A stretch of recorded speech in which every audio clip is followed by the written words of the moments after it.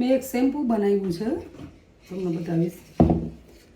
આમાં છે અરીઠા, આંબળા, સિકાકાઈ અને જટામાસી, પછી મેથી, કલોંજી અને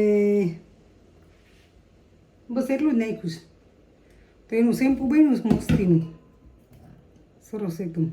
જો પછી આ જરાક બે છે ને ફીણા, એટલે એને ગાળી અને ભરી લઈશ માથું ધોવા માટે.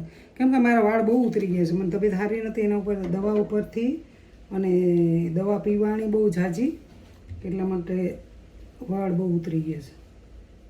તો મને મારી મેળે હું મારી રીતના બનાવું છે ને, હું શીખી નહીં જાઉં. એટલે આને પલાળી રાખવાના રાતે, અને મેથી નાખવાની છે, અને એલોવેરા. હવે પછી મારે આંગળામાં જ છે એલોવેરા, એટલે એલોવેરા તોડી અને એલોવેરા પણ આમાં નાખીશ, મિક્સિંગમાં નાખીને પછી મિક્સર કરીને જ્યુસ બનાવી અને મસ્ત બનાવી દેશે. એકદમ ફીણા મસ્ત થઈ જશે. પહેલાં મારી માં છે ને અમને અરીઠાથી જ વાળ ધોઈ દેતા. અરીઠા, આંબળા તો ત્યારે હતાય નહીં. અરીઠા અને રાફડાની માટી લેવીને છાશમાં પલાળી અને એનેથી જ માથા ધોતા. ત્યારે બહુ મસ્ત વાળ હતા. પણ હવે ખબર નહીં, મારે તો દવા બહુ પીવાની ને, એટલે દવાની હિસાબે બહુ વાળ ઉતરી ગયા છે.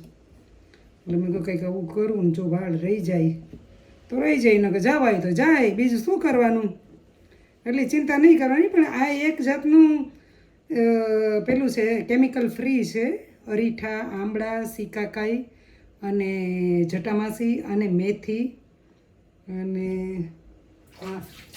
એટલું બધું, અને એલોવેરા. એટલે એનું શેમ્પૂ બનાવી લઉં અને પછી બોટલ ભરી અને ફ્રીજમાં રાખી દઈશ, સ્ટોરેજ કરી રાખીશ. અને પછી ગાળી નાખવાનું, એટલે આપણે વાળની અંદર છે ને પેલા બધું કચરો જાય ને, ડૂચો એ ના જાય, એટલે વાળ ગૂંચ તરત નીકળી જાય.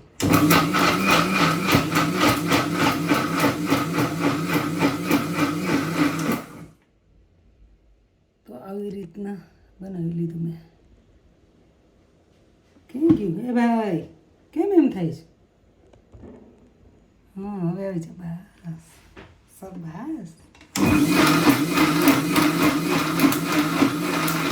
અને અરીઠાના થોડિયા બધાય કાઢી લો છે. રાતના ગરમ પાણીમાં પલાળવાના. રાતના ગરમ પાણીમાં પલાળી અરીઠા, આંબળા, સિકાકાઈ બધી પલાળી અને સવારે અરીઠાના ઠળિયા હોય કાઢી નાખો, એટલે એમાં કળકળનો અવાજ ના આવે, કામાં પીસાઈ જાય હારે. અને પછી સવારે પણ ગરમ થોડુંક ઉકાળી અને પછી મિક્સીમાં નાખી દેવાનું. પાણી નાખી પછી મિક્સીમાં નાખવાનું.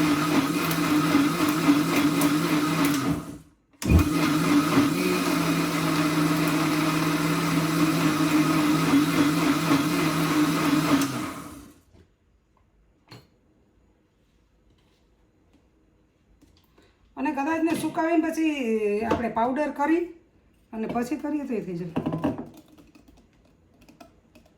એકદમ જાડું રગડા જેવું નીકળી ગયું જ્યુસ આંબળાનું છે ને. નકરા ફીણા વળી ગયા. પછી માથામાં લગાડી અને રાખી દઈશ ઘડીક વાર, પછી માથું ધોઈ નાખીશ. જોકે તરત જ ફીણા ન વરે, શેમ્પૂ જેવા ફીણા ના વરતા હોય, ખબર નહીં વરે. પહેલાં તો અમે નાના હતા ત્યારે ધોતા વાળ ખાલી અરીઠાથી. તો અને 15 દી મારી માં માથું ધોઈ દેતી. રોજ માથું નહીં, રોજનું રોજ તેલ નાખી દેવાનું અને 15 દિવસે માથું ખોલવાનું ચોટલા પર, એટલે વાળ એટલા હતા. હવે તો આ મોકરા ફેરવું હું પણ. અને મારા વાળ તો બહુ મસ્ત હતા, પણ ઉતરી ગયા. જો હાથ કાળા થઈ જઈશ આનેથી, કલર પણ આવે છે. એટલે અડધી કલાક માથામાં રાખી અને પછી ધોઈશ, એટલે થોડા ઘણા વાળે કાળા થઈને સફેદ થઈ ગયા. તો શું કરવું, સફેદ તો થવાના જ છે ને વાળ તો. આ એક ટોપી એક થશે, 2 બોટલ જેટલું થશે, એટલે મારે 15-20 દી હાલશે. રોજ હું માથું ધોઉં છું. એકાત્રે ના ધોઉં, મને એમ થઈ જાય કે રોજ માથું ધોઈ નાખવું.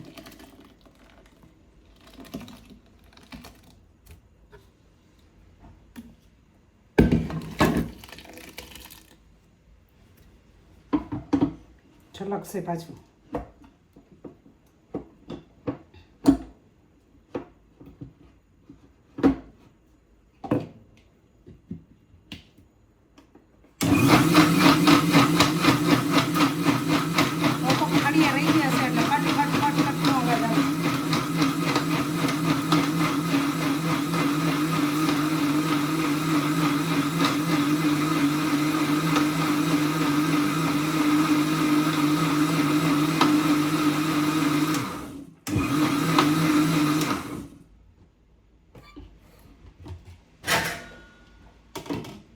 આપને બતાવવામાં આવશે શેમ્પૂ.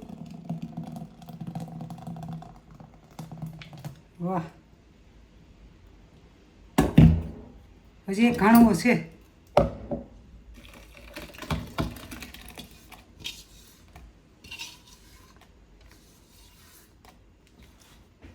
ફિનિશ.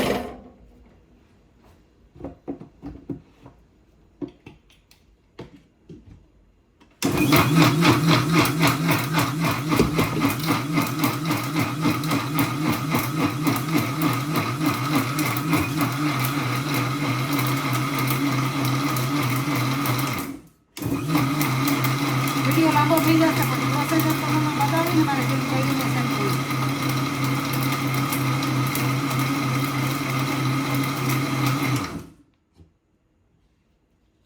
એટલા માટે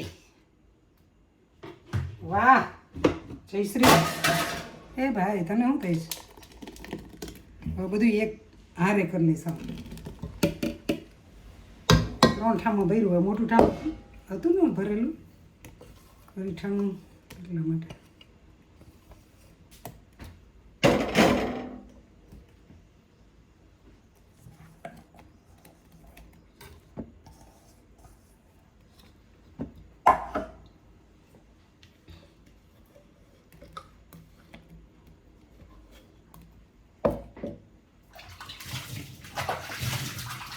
તો શેમ્પૂ થઈ ગયું છે તૈયાર.